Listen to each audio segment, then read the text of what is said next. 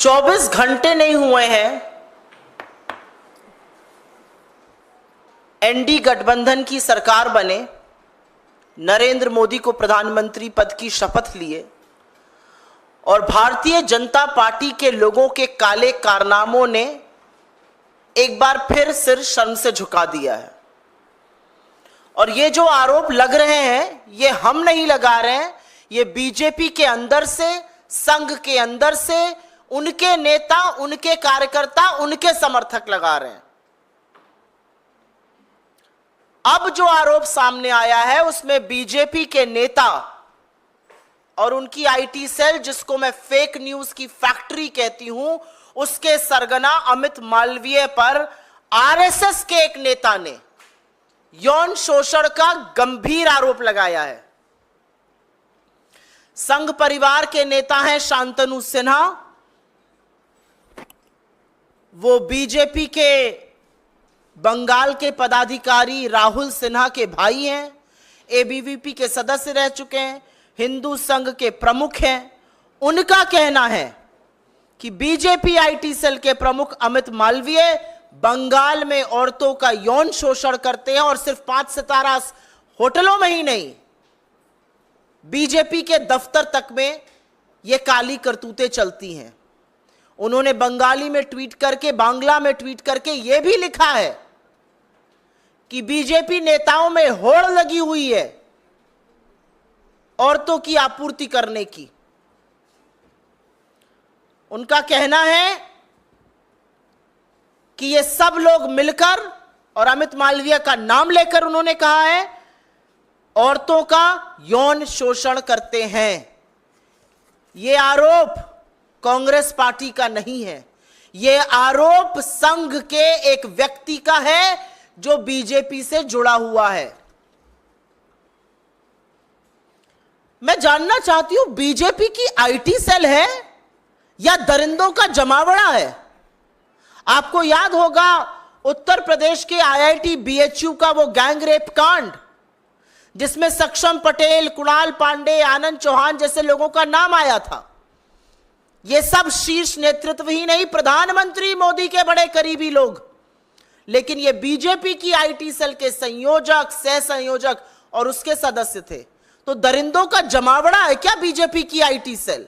आज सवाल इस बात का है, आज सवाल इस बात का है कि बीजेपी की आईटी सेल में कैसे लोग हैं भाई? एक ध्रुव सक्सेना था, आईएसआई की मुखबिरी करते हुए पकड़ा गया था, हिंदुस्तान में मुखबिरी करता था आईएसआई के लिए। ये किन दरिंदों से, किन लोगों से भरा हुआ है बीजेपी की फेक न्यूज फैक्ट्री, बीजेपी की आईटी सेल? और बीजेपी में कितने महिला विरोधी लोग हैं भाई?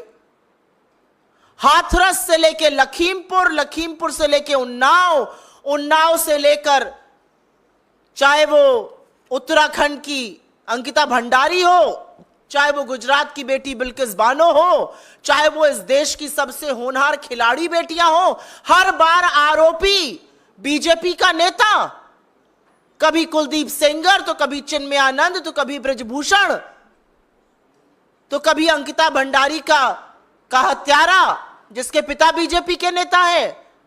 कैसे लोगों से बीजेपी भरी पड़ी है? और सवाल इस बात का है कि इतने गंभीर आरोप आपके एक बड़े पदाधिकारी के खिलाफ लगे, लेकिन एक शब्द नहीं बीजेपी की ओर से, कोई प्रतिक्रिया नहीं, कोई उस पर एक्शन लेने की बात नहीं। तो आज सवाल इस बात का है कि सुई टपक सन्नाटे का सच क्या है? किसको बचाया जा रहा है? क्यों बचाया जा रहा है? किसके कहने पर बचाया जा रहा है?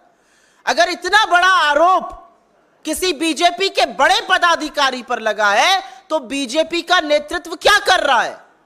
नरेंद्र मोदी किस मुंह से महिलाओं की संरक्षण की बात करते हैं जब वो संरक्षण हर बार आरोपी को देते हैं?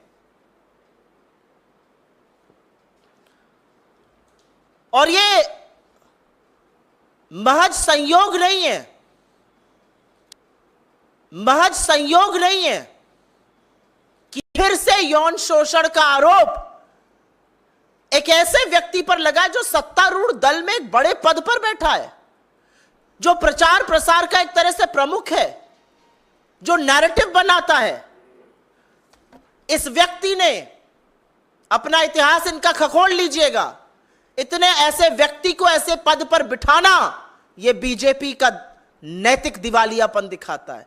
यह वो व्यक्ति है जिसने खुलेआम पोर्नोग्राफी की बात करी है।